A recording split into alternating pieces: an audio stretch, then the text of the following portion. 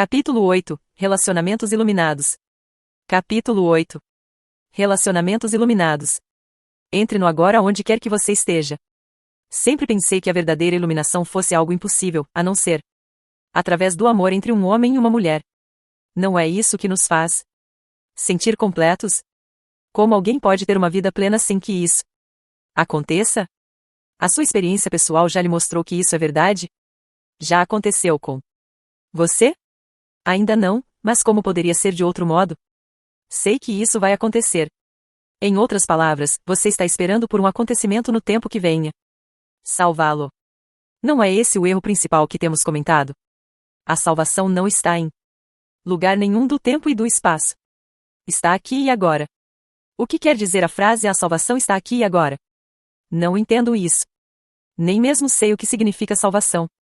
Muitas pessoas buscam prazeres físicos ou formas variadas de gratificação psicológica, porque acreditam que essas coisas trazem felicidade ou as libertam de uma sensação de medo ou de falta de alguma coisa. A felicidade é vista como uma sensação intensa de vivacidade obtida através do prazer físico, ou como uma sensação de um eu interior mais firme ou mais completo, obtida através de alguma forma de gratificação psicológica. Essa é uma busca de salvação que tem origem no estado de insatisfação ou de insuficiência de alguma coisa. Invariavelmente, a satisfação conseguida dessa maneira tem curta duração e, assim, a condição de satisfação ou plenitude é geralmente projetada, mais uma vez, sobre um ponto imaginário, distante do aqui e agora.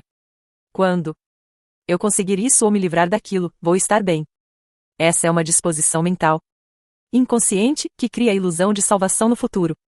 A verdadeira salvação é satisfação, paz, vida em toda a sua plenitude. É ser quem somos, sentir dentro de nós o bem que não tem opositores, a alegria do ser que não depende de nada que esteja fora de nós. Não é sentida como uma experiência passageira, mas como uma presença permanente. Na linguagem dos que creem em Deus, é conhecer Deus, não como algo externo a nós, mas sim como a nossa essência mais profunda.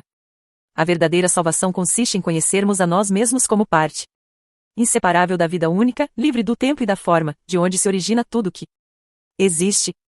A verdadeira salvação é um estado de liberdade, do medo, do sofrimento, de uma sensação de insuficiência e de falta de alguma coisa e, portanto, de todos os desejos, necessidades, cobiça e dependência. É libertar-se do pensamento compulsivo, da negatividade, acima de tudo, do passado e do futuro como uma necessidade psicológica. A nossa mente está dizendo que, do jeito que as coisas estão agora, não vamos conseguir chegar lá. Tem de acontecer alguma coisa, ou temos de nos tornar isso ou aquilo. Ela está dizendo, na verdade, que precisamos do tempo, que precisamos encontrar, negociar, fazer, conseguir, adquirir, compreender ou nos tornar alguém, antes de nos sentirmos livres e satisfeitos. Vemos o tempo como um meio de salvação, quando, na verdade, ele é o grande obstáculo para a salvação. E imaginamos que não podemos chegar lá a partir do ponto em que estamos ou de quem somos neste momento, porque não nos sentimos ainda completos ou bons o bastante. Mas a verdade é que o aqui e agora é o único ponto de partida para poder chegar lá. Chegamos a lá ao perceber que já estamos lá. Encontramos Deus no momento em que descobrimos que não precisamos procurar Deus. Portanto, não existe apenas um caminho para salvação. Várias circunstâncias podem ser usadas, não é necessário haver uma em particular. Entretanto, só existe um ponto de acesso, o agora. Não existe salvação longe deste momento. Você está só, sem uma companhia? Acesse-o agora a partir da sua solidão. Você tem um relacionamento? Acesse-o agora a partir desse relacionamento. Não existe nada que possamos fazer, ou obter, que nos aproxime mais da salvação do que o momento presente. Não podemos fazer isso no futuro. Ou fazemos agora ou simplesmente não fazemos. Relação de amor e ódio. A menos que você acesse a frequência consciente da presença, todos os seus relacionamentos, principalmente os mais íntimos, vão apresentar defeitos profundos. Durante um tempo, eles podem dar a impressão de serem perfeitos, como quando estamos apaixonados, mas, invariavelmente, essa perfeição aparente acaba destruída por discussões, conflitos, insatisfações e até mesmo por violência física e emocional, que passa a acontecer com uma frequência cada vez maior. Parece que a maioria dos relacionamentos amorosos não leva muito tempo para se tornar uma relação de amor e ódio. O amor pode se transformar em agressões furiosas, em sentimentos de hostilidade ou, num piscar de olhos, em um completo recuo da afeição. Isso é visto como normal. Os relacionamentos, então, oscilam por um tempo, por alguns meses ou anos, entre as polaridades de amor e ódio, e nos trazem muito prazer e muita dor. Não é pouco comum que os casais se tornem viciados nesses ciclos. Esse tipo de drama nos faz sentir vivos. Quando o equilíbrio entre as polaridades negativa e positiva é desfeito e os ciclos negativos e destrutivos acontecem com frequência e intensidade crescentes. Não demora muito para o relacionamento acabar. Pode parecer que tudo se resolveria se conseguíssemos eliminar os ciclos negativos e destrutivos, permitindo que o relacionamento florescesse sem problemas, mas isso não é possível. As polaridades são mutuamente interdependentes. Não podemos ter uma sem a outra. A positiva já contém dentro de si a negativa, ainda não manifestada. Ambas são, na verdade, aspectos diferentes de um mesmo sistema defeituoso. Estou tratando aqui dos chamados relacionamentos românticos, não do verdadeiro amor, que não possui opositores porque nasce além da mente. O amor como um estado permanente. Ainda é raro de encontrar, tão raro quanto a consciência nos seres humanos. Entretanto, é possível haver lampejos breves e ilusórios de amor, sempre que existir um espaço no fluxo da mente. O lado negativo de um relacionamento é mais facilmente reconhecido como um defeito ou anormalidade do que o positivo. E é muito mais fácil reconhecer a fonte da negatividade no parceiro do que vê-la em nós mesmos. Ela pode se manifestar de várias formas, tais como possessividade, ciúme, controle, ressentimento, insensibilidade, egocentrismo, cobranças emocionais e manipulação, raiva e violência física. Necessidade de ter sempre razão, de discutir, criticar, julgar, culpar, agredir, irritar ou se vingar, inconscientemente, de um sofrimento do passado imposto por um dos pais. Pelo lado positivo, há uma paixão pela outra pessoa. No primeiro momento, esse é um estado altamente gratificante. Sentimos que estamos intensamente vivos. Nossa existência passa a ter um significado porque, de repente, alguém precisa de nós, nos deseja, e nos faz sentir especiais. Além disso, provocamos as mesmas sensações no outro, o que faz com que os dois se sintam completos. O sentimento pode se tornar tão intenso que o resto do mundo perde o significado. Você deve ter percebido que existe uma certa dependência nessa intensidade. Ficamos viciados na outra pessoa, que age sobre nós como uma droga. Quando a droga está disponível, nos sentimos muito bem. Mas a possibilidade, ainda que remota, de que ela não esteja mais ali, disponível para nós, pode levar ao ciúme, à possessividade, a tentativas de manipulação através de chantagem emocional, culpa ou acusações, o que, no fundo, é o medo da perda. Se a outra pessoa nos abandonar mesmo, pode fazer nascer a mais intensa hostilidade, ou um profundo desespero. Em segundos, a ternura amorosa pode dar lugar à agressão selvagem ou a um desgosto terrível. Onde é que está o amor agora? Será que o amor pode se transformar no seu oposto em segundos? Será que era amor de verdade ou um vício, uma dependência? O vício e a busca da plenitude. Por que nos viciaríamos na outra pessoa? O desejo de ter um relacionamento amoroso é universal porque as pessoas acreditam que a paixão, o amor, pode libertá-las do medo, da necessidade e do vazio que fazem parte da condição humana em seu estado de pecado e não iluminação. Existe uma dimensão física e outra psicológica para esse estado. No nível físico, é óbvio que não somos um todo, nem jamais seremos. Cada um de nós é homem ou mulher, o que equivale a dizer uma metade de um todo. Nesse nível, o desejo de ser completo, de retornar à unidade, se manifesta através da atração entre homem e mulher. É um impulso quase irresistível de união com a polaridade oposta de energia. A raiz desse impulso físico é espiritual, porque nele está o desejo ardente do fim de uma dualidade, de um retorno ao estado de completude. A união sexual é o mais perto que podemos chegar desse estado no nível físico. Essa é a razão pela qual ela é a experiência mais satisfatória que o reino físico pode nos oferecer. Mas a união sexual não passa de um lampejo breve de plenitude, um instante abençoado. Enquanto ela for inconscientemente vista como um meio de salvação, você a verá como finda. Dualidade no nível da forma, um lugar onde ela não pode ser encontrada.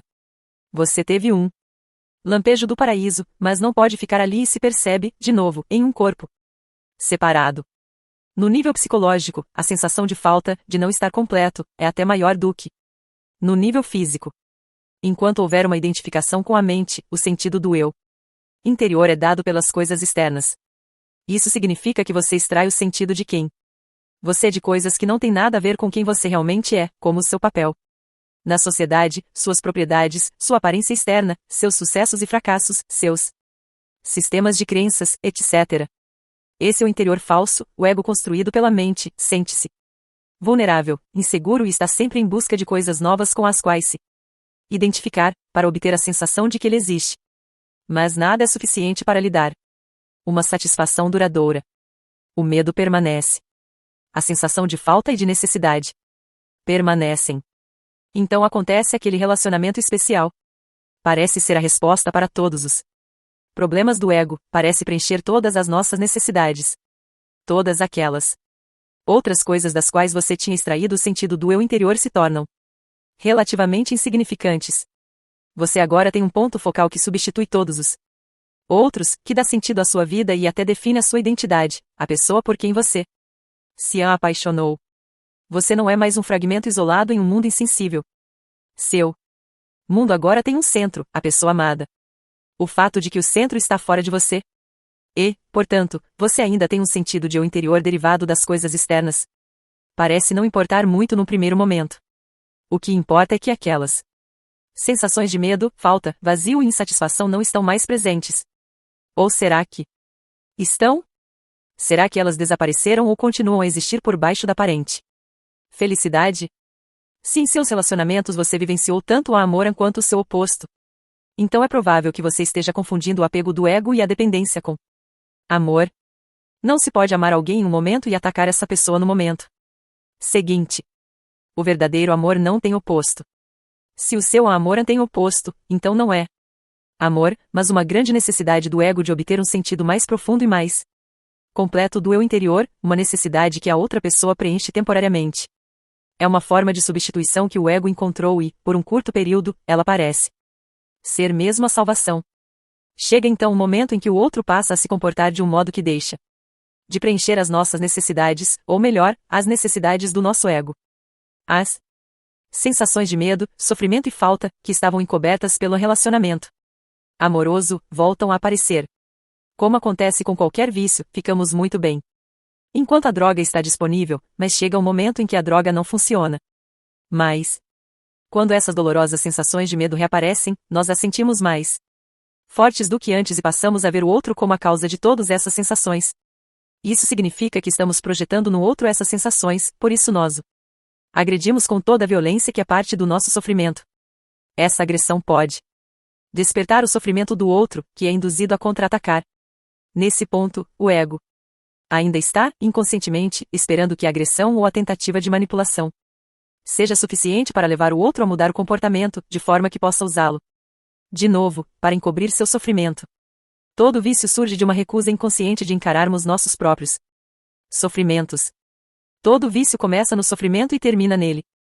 Qualquer que seja o vício, álcool, comida, drogas legais ou ilegais, ou mesmo uma pessoa, ele é um meio que usamos para encobrir o sofrimento. Essa é a razão por que, passada a euforia inicial, existe tanta infelicidade, tanto sofrimento nos relacionamentos íntimos. Eles não causam o sofrimento e a infelicidade. Eles trazem à superfície o sofrimento e a infelicidade que já estão dentro de nós. Todo vício faz isso. Todo vício chega a um ponto em que já não funciona mais para nós e, então, sentimos o sofrimento mais forte do que nunca. Essa é uma razão pela qual muitas pessoas estão sempre tentando escapar do momento presente buscando algum tipo de salvação no futuro. A primeira coisa que devem encontrar, caso focalizem a atenção no agora, é o próprio sofrimento que carregam, e é isso que mais temem. Se ao menos soubessem como, no agora, é fácil acessar o poder da presença que dissolve o passado e o sofrimento. Se ao menos soubessem como estão perto da própria realidade, como estão perto de Deus. Evitar se relacionar como uma tentativa de evitar o sofrimento também não é a resposta. O sofrimento está lá, de qualquer jeito. 3 relacionamentos infelizes em alguns anos têm mais probabilidades de forçar você a acordar do que 3 anos em uma ilha deserta ou trancafiado em seu quarto. Mas, se você pudesse colocar uma presença intensa em sua solidão, isso também funcionaria para você. Transformando as relações viciadas em relações iluminadas. Podemos transformar um relacionamento viciado em um relacionamento verdadeiro? Sim, se estivermos presentes e aumentarmos a nossa presença, concentrando a atenção cada vez mais fundo no agora. A chave do segredo será sempre essa: não importa se você está vivendo só ou com alguém. Para o amor florescer, a luz da nossa presença tem de ser forte o bastante de modo a impedir que o pensador ou o sofrimento do corpo nos domine. Saber que cada um de nós é o ser por baixo do pensador, a serenidade por baixo do barulho mental, o amor e a alegria por baixo da dor, significa liberdade, salvação e iluminação.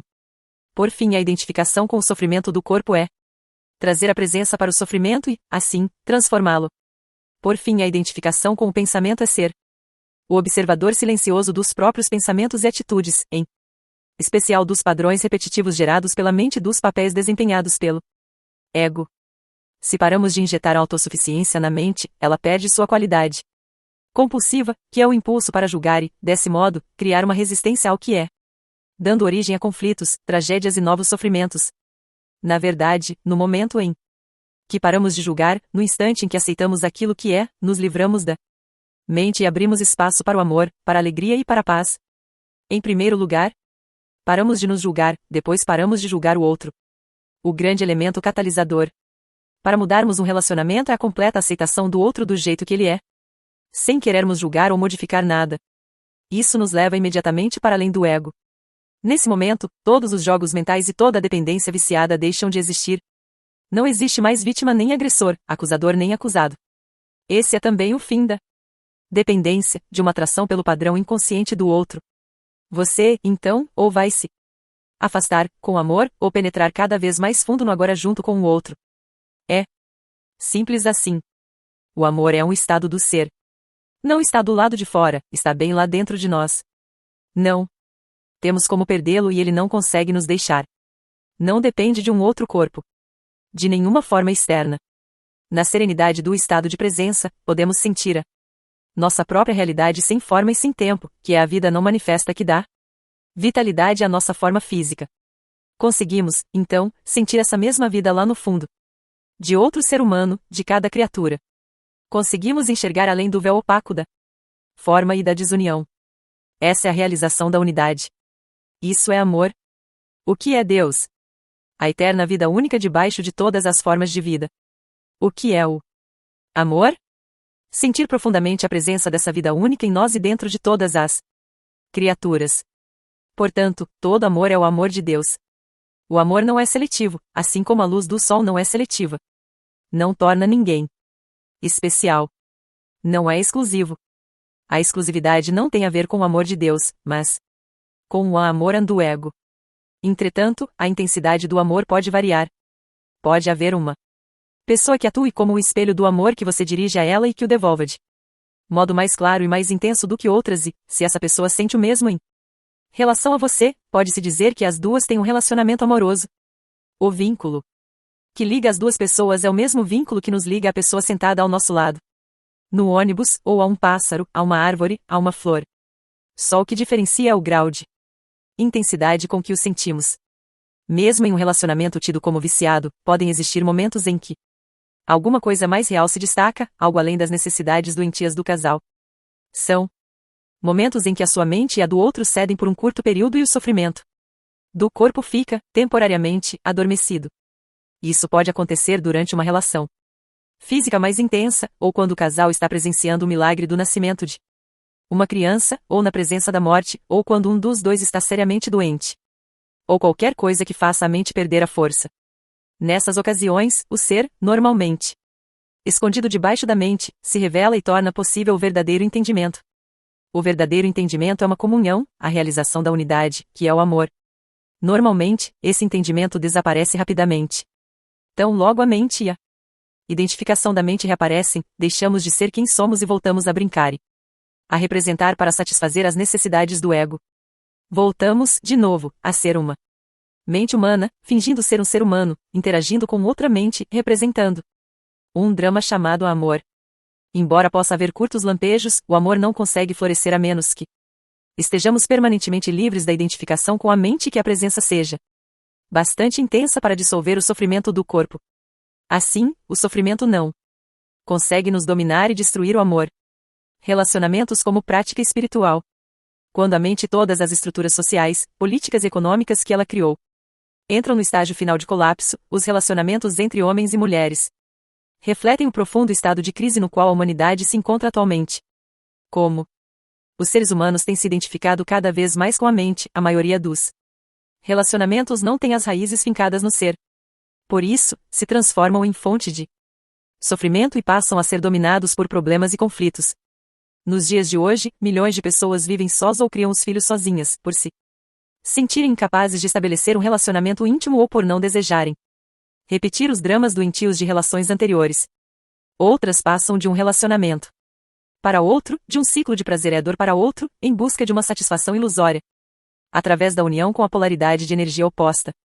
Outras continuam a viver juntas em um relacionamento em que prevalece a negatividade, em nome dos filhos ou da segurança, pela força do hábito, por medo de ficarem sós, por algum outro acordo vantajoso para o casal, ou até mesmo pelo vício inconsciente da excitação provocada pelo sofrimento ou drama emocional. Porém, toda crise representa não só perigo, mas também oportunidade. Se os relacionamentos energizam e elevam os padrões da mente egoica e ativam o sofrimento do corpo, como está acontecendo agora, por que não aceitar esse fato em vez de tentar escapar dele? Por que não cooperar com ele em vez de evitar relacionamentos ou continuar a perseguir a ilusão de uma companhia ideal, como uma resposta para os problemas ou um meio de encontrar satisfação? A oportunidade escondida dentro de cada crise não se manifesta até que sejam conhecidos e aceitos todos os fatos, de qualquer tipo, relacionados a uma situação. Enquanto você negá-los, tentar fugir deles, ou desejar que as coisas sejam diferentes, a janela da oportunidade não se abre, e você permanece preso àquela situação, que vai continuar a mesma ou vai se deteriorar mais adiante. O conhecimento e a aceitação dos fatos trazem também um certo grau de distanciamento deles. Por exemplo, quando você sabe que existe desarmonia e retém esse a saber, isso significa que surgiu um novo fator através do seu saber e que a desarmonia não poderá se manter inalterada. Quando você sabe que não está em paz, o seu saber cria um espaço de serenidade que envolve a falta de paz em um abraço terno e amoroso, e então transforma a falta de paz em paz. No que se refere à transformação interior, não há nada que você possa fazer a respeito. Você não pode transformar a si mesmo, e é claro que não pode transformar seu companheiro ou qualquer pessoa. Tudo o que você pode fazer é criar um espaço para a transformação acontecer, para a graça e o amor penetrarem. Portanto, sempre que o seu relacionamento não estiver bom, sempre que fizer aflorar a loucura em você e em seu parceiro, fique feliz. O que estava inconsciente está vindo à luz. É uma chance de salvação. Sustente, a cada instante, o saber de cada momento, em especial o do seu estado interior. Se houver raiva, saiba que é raiva.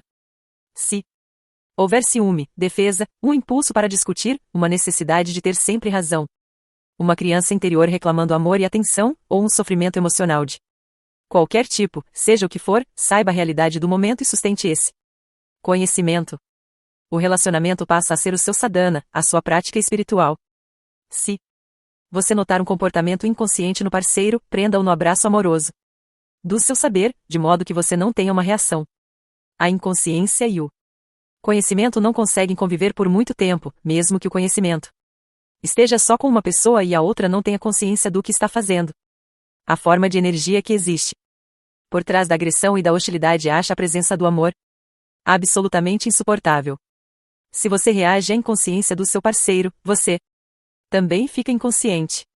Mas se você ficar alerta à sua reação, nada está perdido. A humanidade está sob uma grande pressão para se desenvolver, porque é a sua única chance de sobreviver como raça. Isso vai afetar cada aspecto da nossa vida e de nossos relacionamentos. Nunca antes os relacionamentos foram tão problemáticos e oprimidos por conflitos como hoje em dia.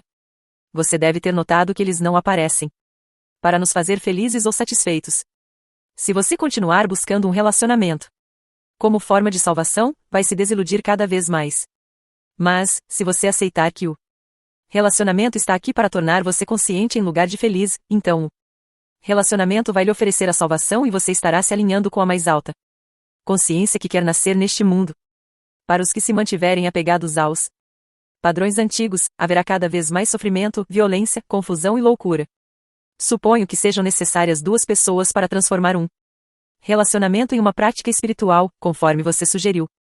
O meu parceiro, por exemplo, continua com suas antigas atitudes de ciúme, controle. Já chamei sua atenção para isso inúmeras vezes, mas ele é incapaz de perceber quantas pessoas são necessárias para transformar a sua vida em uma prática espiritual. Não se incomode caso o parceiro não queira cooperar. É através de você que a sanidade, ou seja, a consciência, consegue chegar a este mundo. Você não tem de esperar o mundo se curar, ou alguém se tornar consciente, antes de poder alcançar a iluminação. Pode ter de esperar para sempre. Não acuse o outro de não ter consciência. No momento em que a discussão começar, é sinal de que você passou a se identificar com uma posição mental e a defender não só aquela posição, mas também o seu sentido do eu interior. O ego está no comando. Você acabou de ficar inconsciente.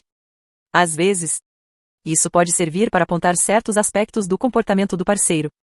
Se você estiver muito alerta, muito presente, pode agir sem o envolvimento do ego, sem culpar, acusar ou fazer o outro se sentir errado. Se o outro se comportar de modo inconsciente, abandone qualquer julgamento. O julgamento tanto serve para as pessoas confundirem o comportamento inconsciente com quem elas são de verdade quanto para projetar a própria inconsciência sobre a outra pessoa e se enganar por causa disso sobre quem elas são. Abandonar qualquer julgamento não significa não reconhecer a disfunção e a inconsciência quando se deparar com ela. Significa ser o saber, e não ser a reação e o juiz. Você não vai querer reagir ou poderá reagir e ainda assim ser o saber, o espaço no qual a reação é observada e onde ela se permite existir. Em vez de brigar com o escuro, você traz a luz. Em vez de reagir a uma desilusão, você vê a desilusão, mas, ao mesmo tempo, enxerga através dela. Ser o saber cria um espaço nítido de presença amorosa que permite a todas as coisas e pessoas serem como são. Não existe maior catalisador para que a transformação aconteça. Se você adotar essa prática, o outro não conseguirá ficar com você e permanecer inconsciente. Se os dois concordarem em fazer do relacionamento uma prática espiritual do casal, tanto melhor. Podem contar ao outro os pensamentos e sentimentos tão logo apareçam.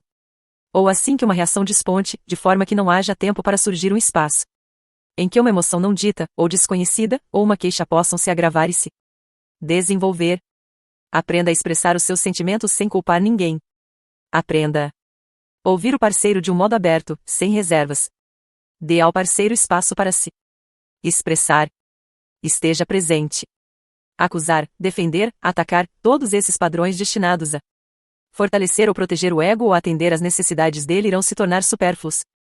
Dar espaço aos outros, e a si mesmo, é fundamental. O amor não consegue florescer sem isso. Quando você tiver removido os dois fatores que destroem os relacionamentos, e o seu parceiro tiver feito o mesmo, vocês vão sentir a alegria do desabrochar do relacionamento. Em vez de refletir o sofrimento e a inconsciência, em vez de satisfazer as necessidades mútuas viciadas do ego, vocês vão refletir para o outro o amor que sentem lá no fundo, que surge com a realização da unidade de cada ser com tudo que existe. Esse é o amor que não tem opositores. Se o seu parceiro continua identificado com a mente e com o sofrimento, mas você já se libertou deles, vai ser um grande desafio. Não para você, mas para ele. Não é fácil. Conviver com uma pessoa iluminada, ou melhor, é tão fácil que o ego acha extremamente ameaçador. Lembre-se de que o ego precisa de problemas, disputas e inimigos para fortalecer o sentido de separação de onde tira sua identidade. A mente do parceiro não iluminado ficará profundamente frustrada porque não encontrará resistência às suas posições rígidas, o que significa que ela vai se tornar insegura e enfraquecida, além do perigo onde essas posições desabarem todas juntas, resultando na perda do eu interior. O sofrimento do corpo pedirá uma resposta, mas não irá obter lá.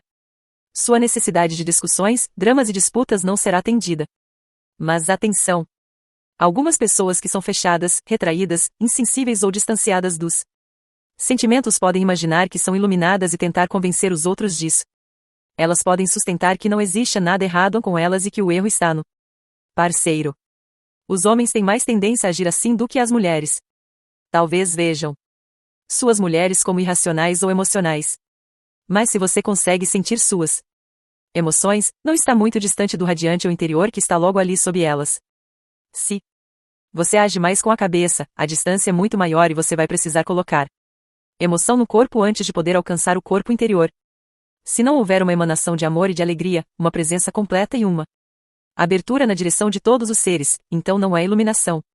Outro fator indicativo é o modo como a pessoa se comporta em situações difíceis ou desafiadoras, ou quando as coisas vão mal. Se a sua iluminação é uma ilusão egóica do eu interior, a vida logo vai lhe aprontar um desafio, que fará aflorar a inconsciência sob qualquer forma. Medo, raiva, defesa, julgamento, depressão, etc. Se você estiver em um relacionamento, muitos desses desafios vão se manifestar através do seu parceiro. Por exemplo, uma mulher pode ser desafiada por um homem indiferente, que vive quase exclusivamente em seu próprio mundo. O desafio está na inabilidade dele em ouvi-la, em dar a ela atenção e espaço para ser alguém, decorrente da falta de presença dele. A ausência de amor no relacionamento, que normalmente é mais percebida pela mulher do que pelo homem, vai desencadear o sofrimento na mulher. Através dele, ela vai atacar o parceiro, culpando-o, criticando-o, atribuindo-lhe o erro, etc. Agora, o desafio passou a ser dele.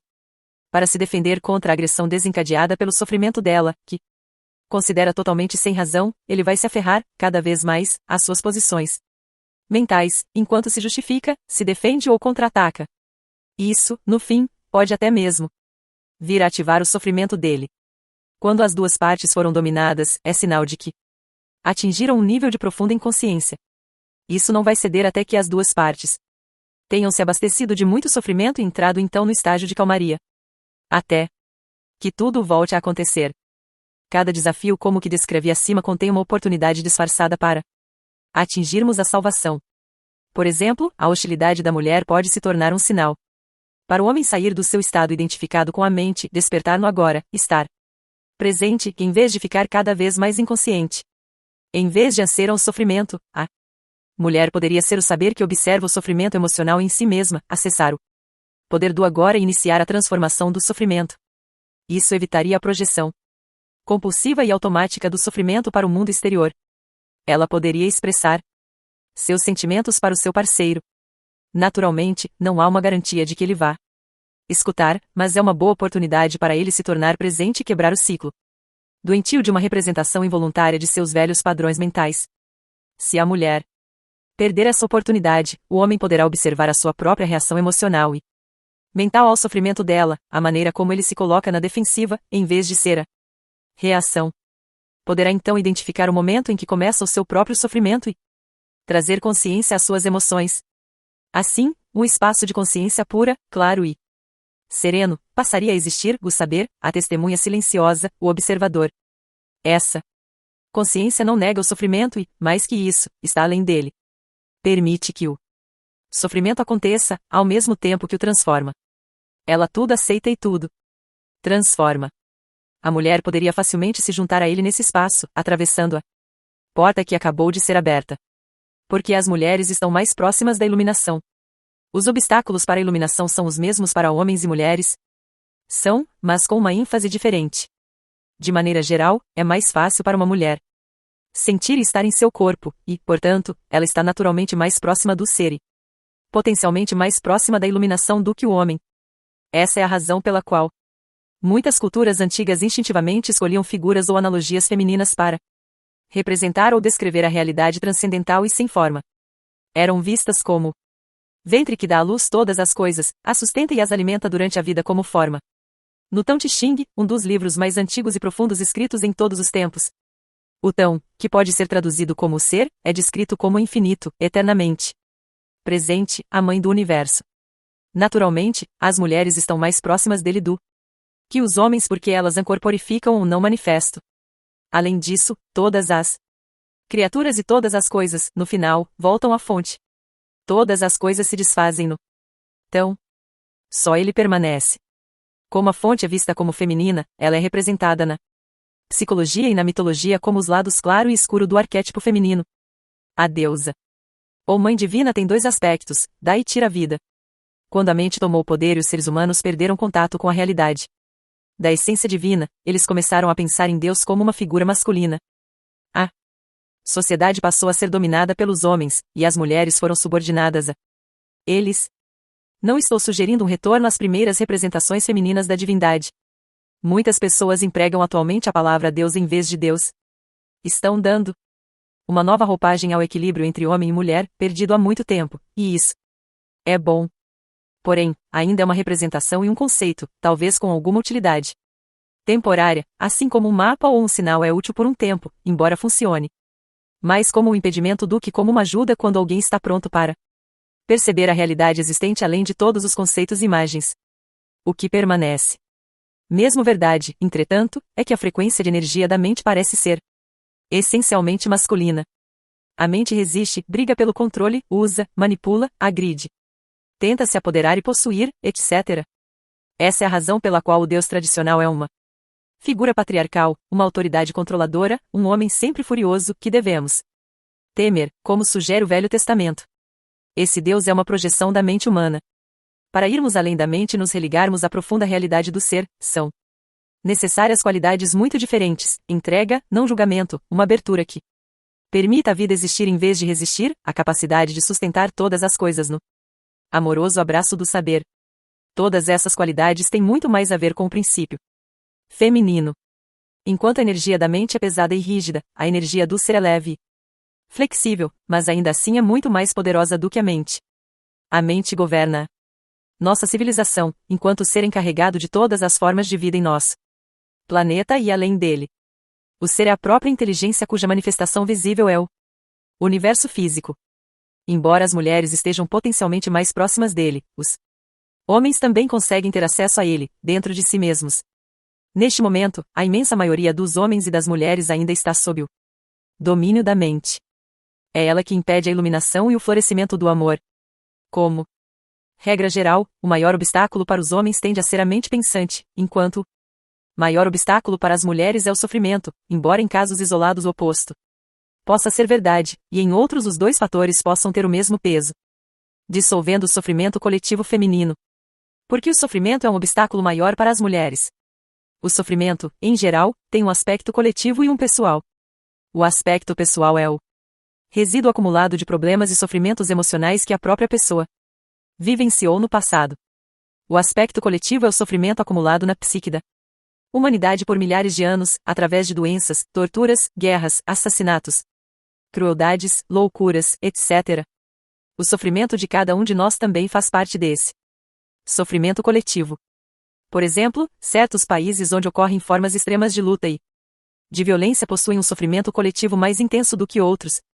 Qualquer pessoa com um forte sofrimento e sem consciência bastante para se desligar dele não só será forçada, de modo contínuo ou periódico, a reviver o sofrimento emocional, como também pode facilmente se tornar autor ou vítima de violência. Por outro lado, essas pessoas também podem estar potencialmente mais próximas da iluminação. Claro que esse potencial nem sempre se realiza, mas, se você tiver um pesadelo, provavelmente terá mais motivos para despertar do que alguém que acabou de ter um sonho comum sobre as dificuldades da vida. Além do sofrimento pessoal, cada mulher tem participação naquilo que pode ser descrito como o sofrimento feminino coletivo, a menos que ela esteja plenamente consciente. Trata-se do sofrimento acumulado vivido por cada mulher, em parte pela dominação dos homens sobre as mulheres, pela escravidão, exploração, por estupro, partos, perda dos filhos, etc., durante milhares de anos. O sofrimento físico e emocional, que em muitas mulheres precede e coincide com o fluxo menstrual, é o sofrimento em seu aspecto coletivo despertando da sua dormência naquele momento. Embora possa ser detonado também em outras ocasiões, ele restringe o livre fluxo de energia vital através do corpo, da qual a menstruação é uma manifestação física. Vamos nos deter um pouco nesse aspecto e ver como pode se tornar uma oportunidade para iluminação. Com frequência, a mulher é dominada pelo sofrimento físico e emocional nesse período. Ele tem uma carga energética poderosa, que pode facilmente empurrá-la para uma identificação inconsciente com ele. Você é, então, possuída por um campo de energia que ocupa o seu espaço interior e finge ser você, mas não é você de jeito nenhum. Ele fala através de você, age através de você, pensa através de você. Vai criar situações negativas em sua vida de tal modo que ele possa se alimentar da energia. Já descrevi esse processo. Ele pode ser vicioso e destrutivo. É o sofrimento puro, o sofrimento do passado, e não é você. O número de mulheres que estão se aproximando do estado de consciência plena já ultrapassa o dos homens e vai crescer ainda mais rápido nos próximos anos. Os homens poderão alcançá-las no final, mas por um tempo considerável haverá uma distância entre a consciência masculina e a feminina.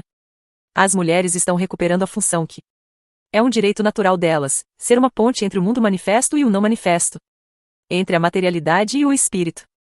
A sua tarefa principal agora, como mulher, é transformar o sofrimento de forma que ele não mais se interponha entre você e o seu verdadeiro eu interior. Naturalmente, você também tem de lidar com outro obstáculo à iluminação, que é a mente pensante, mas a presença intensa que você produz quando lida com o sofrimento também vai libertá-la da identificação com a mente. A primeira coisa a lembrar é que, enquanto você construir a sua identidade em função do sofrimento, não conseguirá se livrar dele.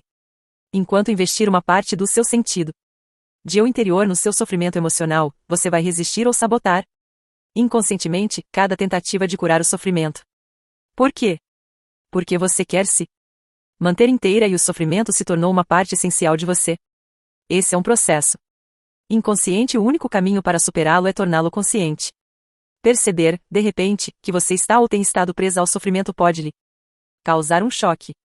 No momento em que percebe isso, você acabou de romper com a ligação. O sofrimento é um campo de energia, quase como uma entidade que se alojou temporariamente no seu espaço interior. É a energia da vida que foi aprisionada, uma energia que não está mais fluindo. Claro que o sofrimento está ali por causa de certas coisas que aconteceram no passado. Ele é o passado vivo em você. E se você se identifica com ele, se identifica com o passado. Uma identidade vítima acredita que o passado é mais poderoso do que o presente, o que não é verdade. É a crença de que outras pessoas e o que fizeram a você são responsáveis pelo que você é hoje, pelo seu sofrimento emocional, ou por sua incapacidade de ser o verdadeiro eu interior. A verdade é que o único poder está bem aqui neste momento, o poder da sua presença. Uma vez que saiba disso, perceberá também que só você é responsável pelo seu espaço interior neste momento e que o passado não consegue prevalecer sobre o poder do agora. Portanto, a identificação impede você de lidar com o sofrimento.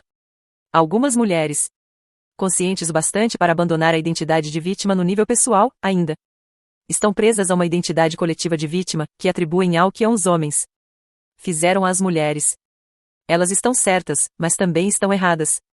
Estão certas porque o sofrimento coletivo feminino é, em grande parte, decorrente da violência masculina infligida às mulheres, bem como da repressão dos princípios femininos por todo o planeta, durante milênios.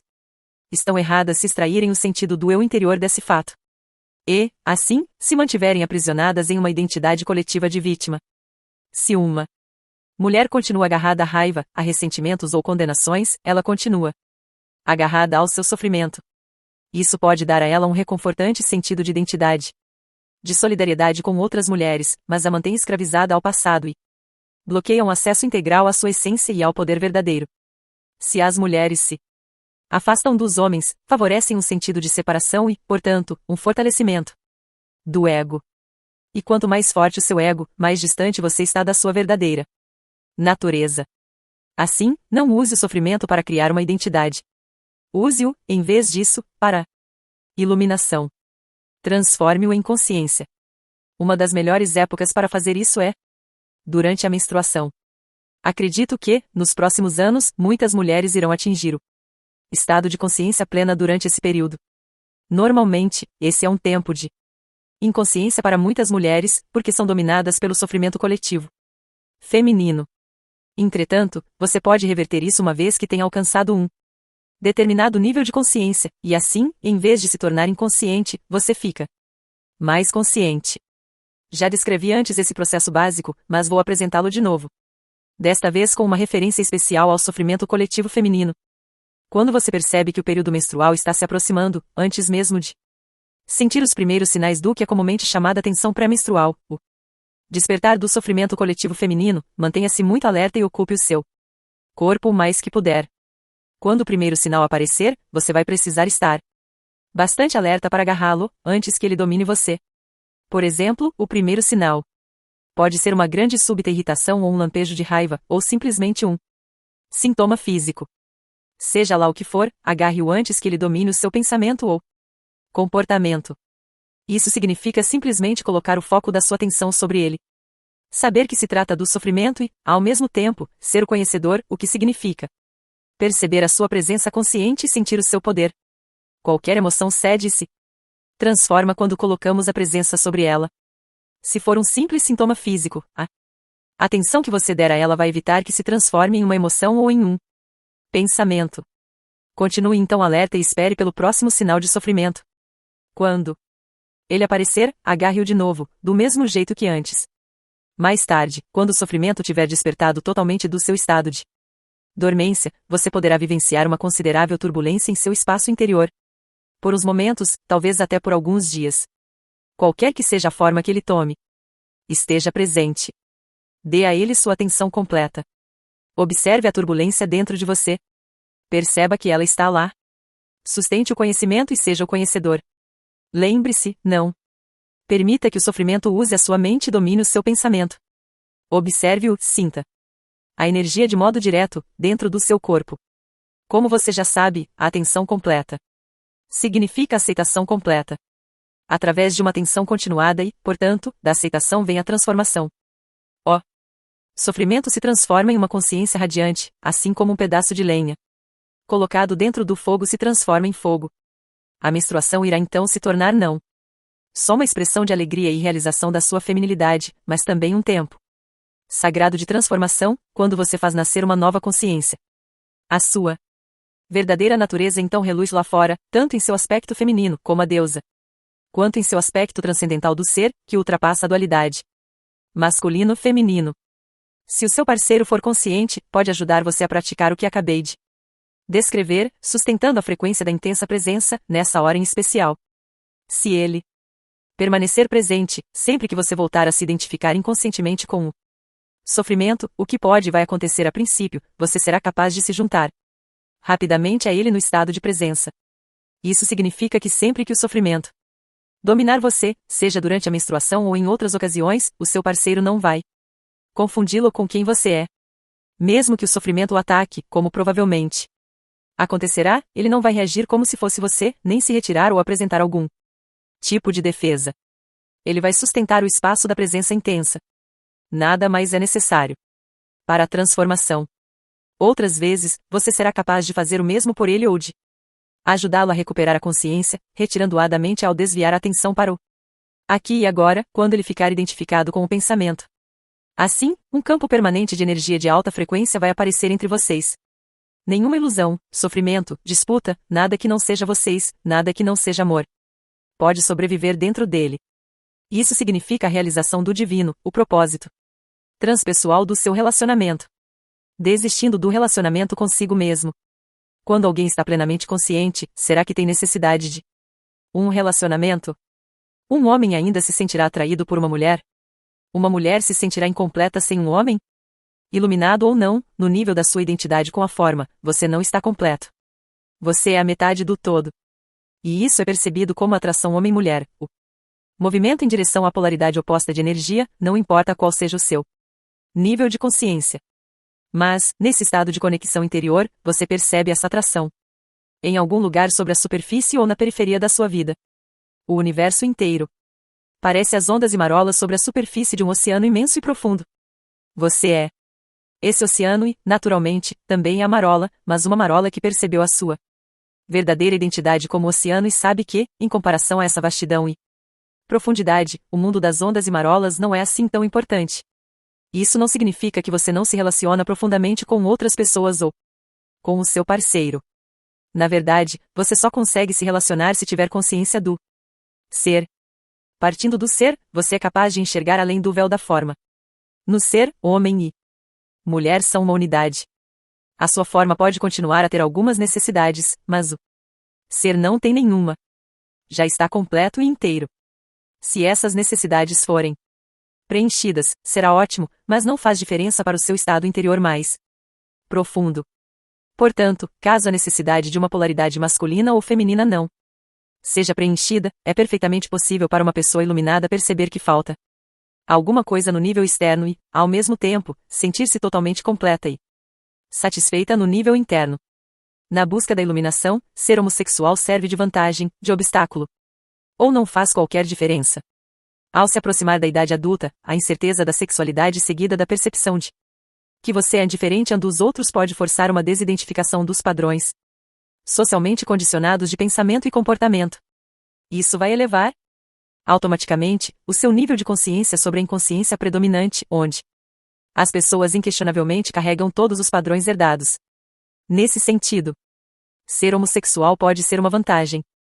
Até certo ponto, ser um estranho, alguém que não se enquadra com os outros ou é rejeitado por eles por qualquer razão, torna vida difícil, mas também traz uma vantagem com relação à iluminação, tira você da inconsciência quase que à força. Por outro lado, se você desenvolve um sentido de identidade baseado na sua homossexualidade, escapa de uma armadilha para cair em outra. Você vai desempenhar papéis e jogos ditados pela imagem mental que tem de si mesmo como homossexual. Vai se tornar inconsciente. Vai virar uma falsidade.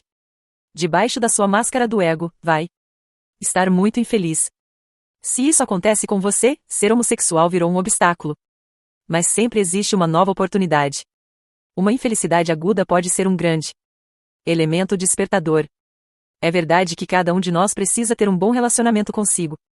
Mesmo antes de se relacionar com outra pessoa? Se você não consegue ficar à vontade consigo mesmo, vai procurar um relacionamento para encobrir o seu desconforto. Só que esse desconforto vai reaparecer de alguma outra forma no relacionamento, e você, provavelmente, atribuirá responsabilidade ao seu parceiro. Tudo o que você precisa fazer é aceitar este momento plenamente. Você estará então à vontade no aqui e agora e à vontade consigo mesmo. Mas será que você precisa ter um relacionamento com você mesmo? Por que não ser apenas você? Quando se relaciona com você mesmo, já se dividiu em dois, eu e eu. Mesmo, sujeito e objeto. Essa dualidade criada pela mente é a raiz de toda complexidade desnecessária, de todos os problemas e conflitos em sua vida. No estado de iluminação, você é você mesmo, você e você mesmo se fundem em um só. Você não se julga, não sente pena de si, não se orgulha de si, não se ama, não se odeia, etc. A divisão provocada pela consciência está curada, e sua maldição, removida. Não existe um você mesmo que seja preciso proteger, defender ou alimentar. Quando você está iluminado, não tem mais um relacionamento consigo mesmo. Uma vez que tenha aberto mão disso, todos os seus outros relacionamentos serão de amor,